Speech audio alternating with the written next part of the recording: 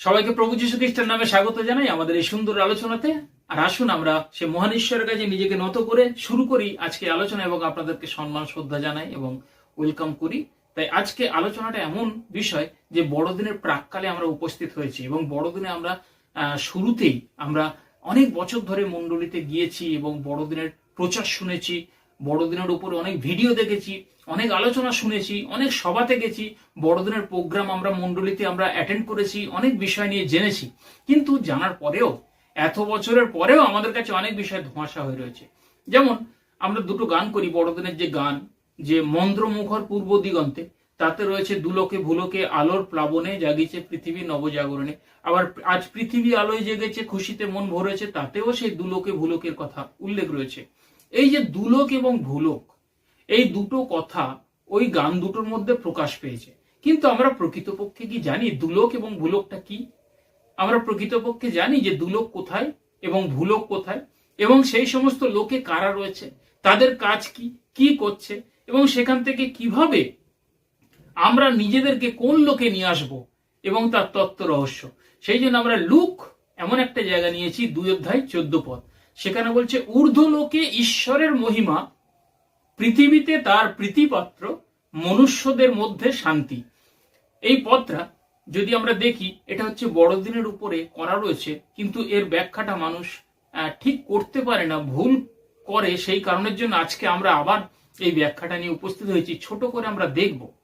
তো এই যে ঊর্ধ্বলোকে ঈশ্বরের মহিমা, তাহলে এখানে 3টে লোক দেখতে পাই। একটা হচ্ছে ভূলোক, একটা হচ্ছে দুলোক, আর একটা হচ্ছে ঊর্ধ্বলোক। এই যে ঊর্ধ্বলোক, আপনি যদি দুলোকটাকেও ঊর্ধ্বলোক বলেন, ভূলোকটাকেও ঊর্ধ্বলোক বলেন, ঊর্ধ্বলোকটাকেও ঊর্ধ্বলোক বলেন, তাহলে তো সব জগা খিচুড়ি হয়ে যায়। যেমন মানুষ বুঝতে পারে না, সব এক করে দেয়।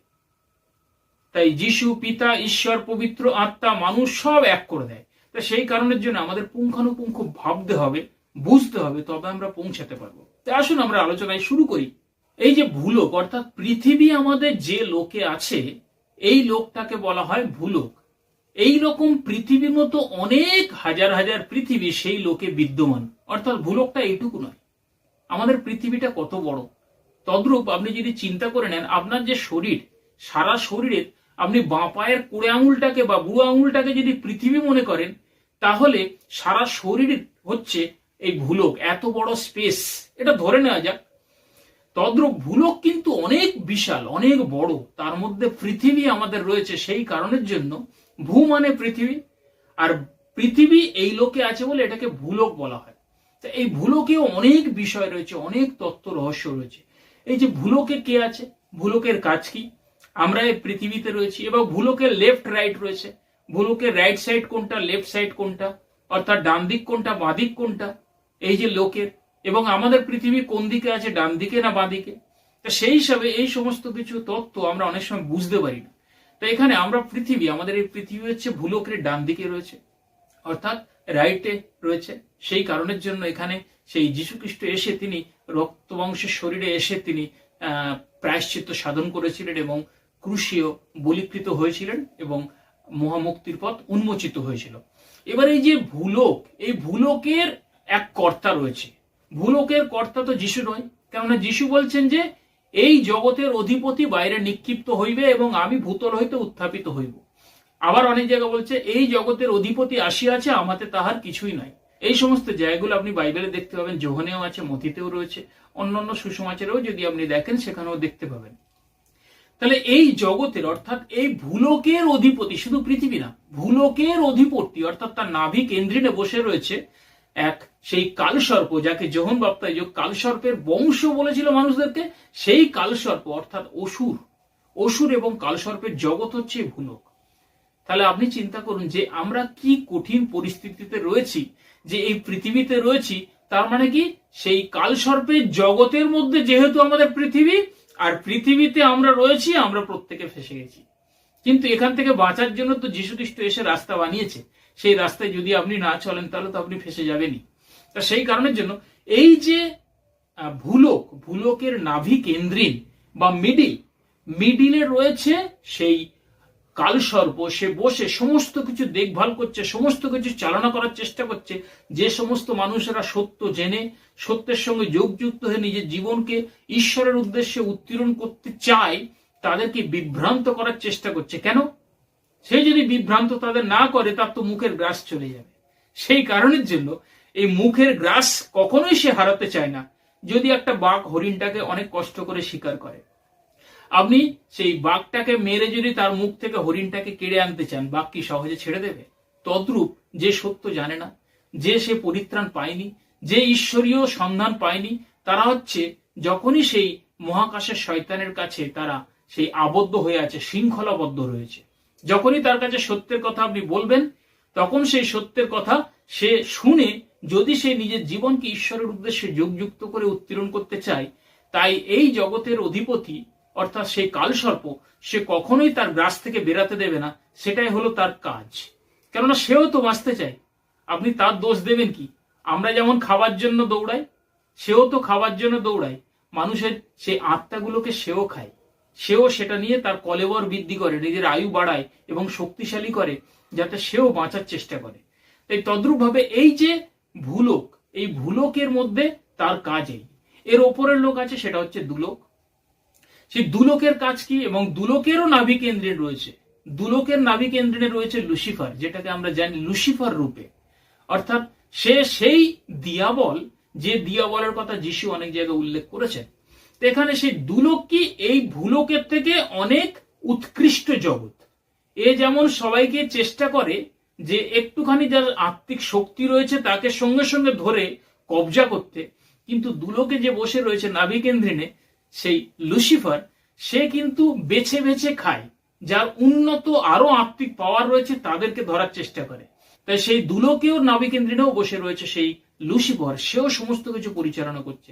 আপনি যখন বা আমরা যখন সেই আত্মিক পাওয়ার যদি কম হয়, ক্ষুদ্র হয়, পার্সেন্টেজ অনেক কম হয়, কোন রকমে এই ভূলোককে অতিক্রম করতে পারি, সক্ষম হই, কিন্তু যখন সে দুলোকে গিয়ে পৌঁছাবো এটাকে ভেদ করে, সে কিন্তু খপ করে ধরে নেবে যদি আত্মিক পাওয়ার দুর্বল হয়। কিন্তু যদি আত্মিক পাওয়ার অনেক শক্তিশালী হয়, তেজস্ক্রিয় হয়, তখন এই যেমন ভূলোককে ভেদ করছি, দুলোককেও ভেদ করতে আমরা সক্ষম হব। এই যে দুলোক, তারও ঊর্ধ্বে রয়েছে, সেটা হচ্ছে ঊর্ধ্বলোক, সেটা হচ্ছে পিতার জগৎ। তাই এখানে বলছে ঊর্ধ্বলোকের ঈশ্বরের মহিমা পৃথিবীতে তার প্রীতির পার্থ, অর্থাৎ সেই পিতার জগৎ থেকে যীশু খ্রিস্টকে পাঠানো হয়েছিল এই ভূলোকে, পৃথিবীতে। তাই উপরের যে মহিমা, উপরের যে স্বর্গীয় তেজস্ক্রিয় আভা, উপরের যে তেজস্ক্রিয় আলোকোজ্জ্বল শান্তি, সেটা যীশু খ্রিস্টের মধ্যে দিয়ে এটা প্রকাশ পেয়েছে আমাদের কাছে। তাই এখানে বলছে যে পৃথিবীতে তার প্রীতিপাত্র, অর্থাৎ তার প্রীতির প্রধান পাত্র ছিলেন যীশু খ্রিস্ট, যার মধ্য দিয়ে রাস্তা বানাবে যাতে ভূলোকের মানুষেরা সেই ঈশ্বরীয় রাজ্যে পৌঁছাতে পারে।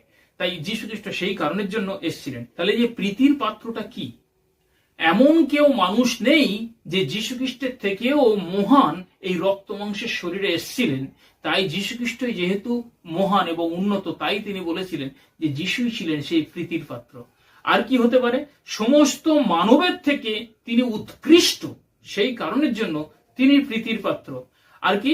তিনি একাই সমস্ত মানুষের মুক্তির পথ তৈরি করে দিয়েছেন। একার মধ্যে সেই ক্ষমতা নিহিত রয়েছেন, যেহেতু তিনি আত্মিক পাওয়ারে, ফেস ভ্যালু পাওয়ারে অনেক বেশি উন্নত।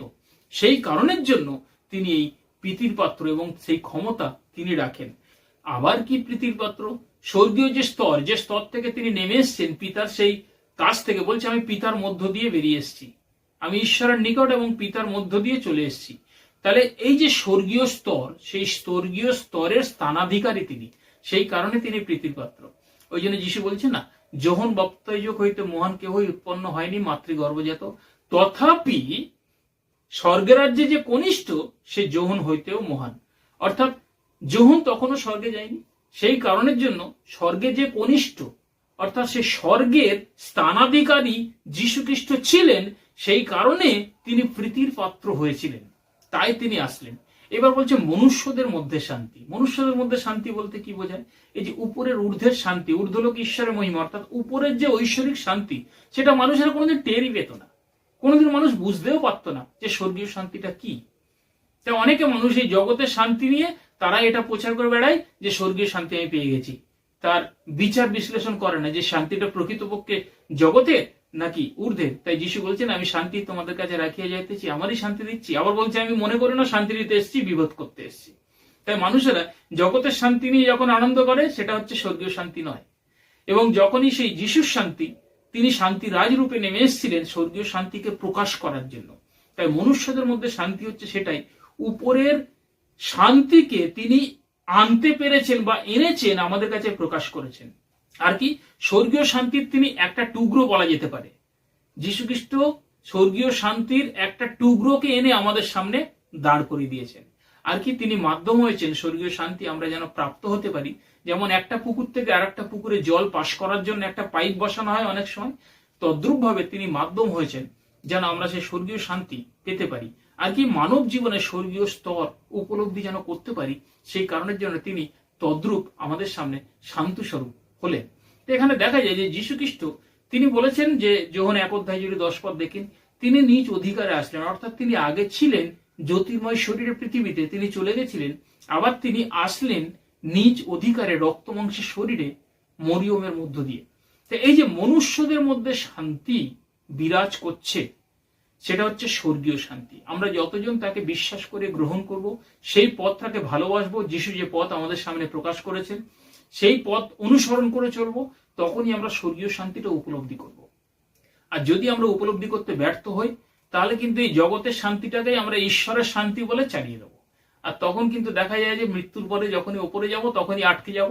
এই যে দুলোক এবং ভূলোকের কথা বললাম, ভূলোক অতিক্রম করতে পারলেও দুলোক অতিক্রম করা যাবে না, সে আরো কঠিন, আরো কঠোর। সায়েন্স আমাদের কাছে যে সমস্ত কিছু প্রকাশ করেছে, অনেক টেকনিক্যাল জিনিসগুলো, তার থেকে অনেক উন্নত ধরনের সায়েন্স নিয়ে সে বসে রয়েছে। তাই এর চোখকে ফাঁকি দিল, তার চোখকে ফাঁকি দেওয়া অনেক কঠিন হয়ে পড়বে। তা সেই কারণের জন্য সেই যীশু খ্রিস্ট ঊর্ধ্বলোকে ঈশ্বরের মহিমা আমাদের জন্য বলা হয় যে স্বর্গের গোলাপ রূপে তিনি নেমে এসেছিলেন।